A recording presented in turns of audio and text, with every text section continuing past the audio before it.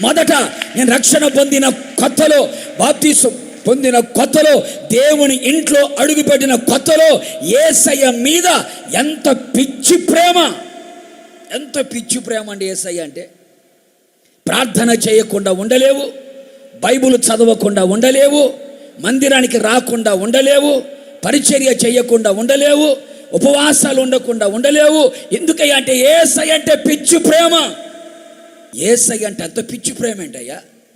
యేసయ్యకు ప్రార్థన చేయకుండా, యేసయ్యకు వాక్యము చదవకుండా, ఆయన సన్నిధిలో ఉండకుండా ఉండలేనంత పిచ్చి.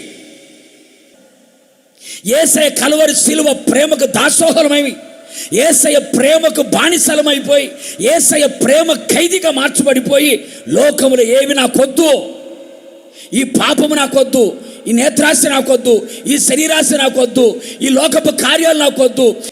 ఒక్కసారి మీరు ఆలోచించండి. ఒకప్పుడు మన ఆత్మీయ జీవితంలో యేసయ్యని ఎంత ప్రేమించామండి. యేసయ్య ప్రేమ కొరకు లోకములో ఉన్న వాటిని విడిచిపెట్టేశాం కదా.